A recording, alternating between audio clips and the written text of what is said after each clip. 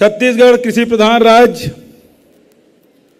और वर्षा पे आधारित 44% अधिक भूभाग, जंगल का सिंचाई की सुविधा 32%, और इसलिए हम लोग धान के खेती के अलावा दूसरा नहीं कर सकते।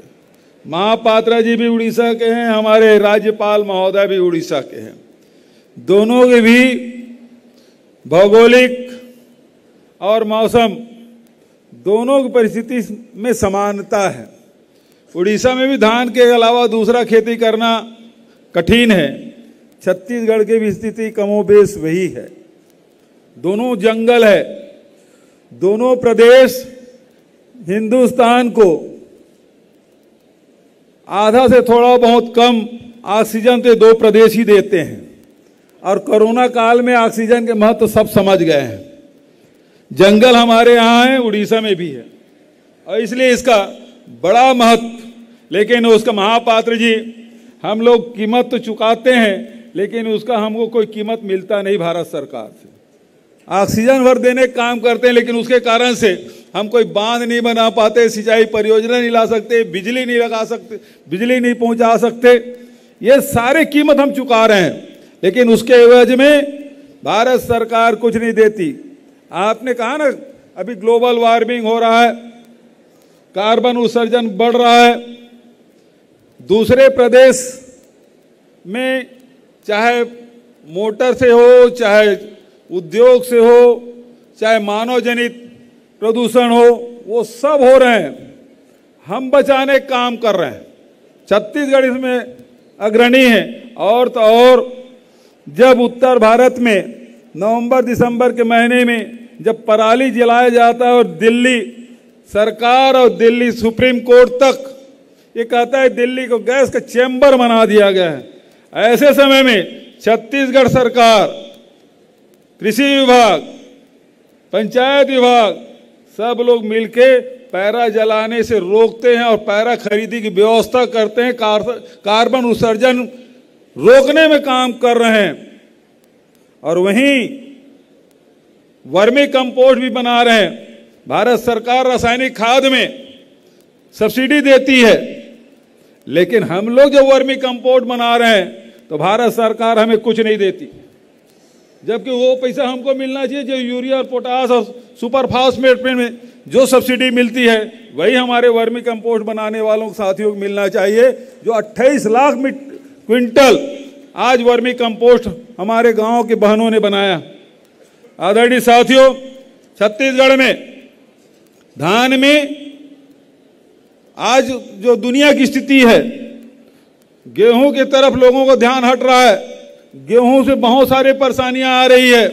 और दूसरा, रूस और यूक्रेन की लड़ाई के बाद जो यूक्रेन पूरे यूरोप को गेहूं सप्लाई करता था, आज वहां उत्पादन ठप है। ऐसे में चावल का खपत बढ़ रहा है, और चावल में छत्तीसगढ़ के जो खंडा चावल है उस पर प्रतिबंध लगाया गया है, और जिसके कारण से यहाँ के राइस मिलर को तो नुकसान हो रहा है। सबसे ज्यादा यदि प्रभावित हो रहा है तो छत्तीसगढ़ के किसान हो रहा है, जो गर्मी फसल लगाते हैं, उसको बाजार में मूल्य नहीं मिल पा रहा है। ये प्रतिबंध हटना चाहिए भारत सरकार से। तब हमारे छत्तीसगढ़ के जैसे प्रतिबंध लगता है, धान के भाव 300 से 400 रुपये प्रति क्विंटल कम हो जाता है, और वही प्रतिबंध हटता है तो हमको 400 रुपया किसानों को उसका लाभ मिलता है। व्यापारियों को तो लाभ मिलता ही है, लेकिन किसानों को भी उससे लाभ मिलता है। दूसरी बात मैं कहना चाहूंगा कि आज हमारे यहाँ विपुल उत्पादन हो रहा है। जितनी जरूरत भारत सरकार को, जितनी जरूरत छत्तीसगढ़ सरकार को है, उसके बाद भी हमारा धान बच रहा है। आपको स्मरण दिलाना चाहूंगा, किसानों ने, कृषि वैज्ञानिकों ने जो मेहनत की, इन 4 वर्षों में फसल उत्पादन है, जो किसान रजिस्टर्ड हैं, धान बेचते हैं, वो 12 लाख था 2017 में, आज बढ़ के वो 23.5 लाख हो गया है। जो रकबा 24 लाख हेक्टेयर था, आज बढ़ के 31 और 32 लाख हेक्टेयर हो गया है। जो उत्पादन 55 से 60 लाख मीट्रिक टन होता था, आज बढ़ के 107 लाख मीट्रिक टन धान बेचे हैं, और उत्पादन 140 लाख मीट्रिक टन का है। फिर भी हमारे पास धान बच रहा है।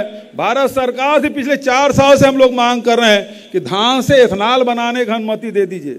उद्योगपतियों से एमयू करके हम बैठे हैं, 12 उद्योगपति इथेनॉल प्लांट लगाना चाहते हैं, लेकिन केवल हमको अनुमति नहीं मिल पा रही है और इस कारण से इथेनॉल नहीं बना पा रहे हैं। और इथेनॉल बनता तो निश्चित रूप से किसानों को लाभ मिलता, यहाँ के अर्थव्यवस्था में बड़ा परिवर्तन आता, लेकिन इससे हम वंचित हैं।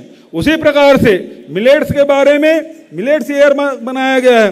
छत्तीसगढ़ सरकार है जो रागित भारत सरकार ने समर्थन मूल्य घोषित किया है, खरीदने की व्यवस्था नहीं है, लेकिन कोदो कुटकी के कोई समर्थन मूल्य नहीं है। केवल छत्तीसगढ़ सरकार ने उसे घोषित ही नहीं किया है, बल्कि उसे खरीदने की व्यवस्था की है। और आज मैं तो कहूँगा मिलेट्स को मध्याह्न भोजन में शामिल किया जाए। मैंने पत्र भी लिखा प्रधानमंत्री जी को कि मिलेट्स को यदि मध्याह्न भोजन में शामिल करेंगे तो हमारे आदिवासी अंचलों में बड़ी मात्रा में मिलेट्स का उत्पादन होता है, उसको और प्रोत्साहन होगा, उनके अर्थव्यवस्था में बड़ा परिवर्तन आएगा। उसी प्रकार से जितने भी हमारे लघु वनोपज है, हमने 65 प्रकार के समर्थन मूल्य घोषित किया, खरीदी की व्यवस्था की है। यदि कार्गो हब बन जाता रायपुर एयरपोर्ट में तो निश्चित रूप से हमको जितने भी नॉर्थ एशिया में भेजने के लिए, साउथ एशिया में भेजने के लिए हमको बड़ा फायदा मिलता। लेकिन इन कामों के लिए भारत सरकार के सहायता की आवश्यकता है, जिसे हम वंचित हैं। आदरणीय साथियों, मैं आप सबसे कहना चाहूँगा कि इतनी इंदिरा गांधी कृषि विश्वविद्यालय बने वर्षों हो गए, लेकिन आपके महाविद्यालयों की संख्या कितनी थी?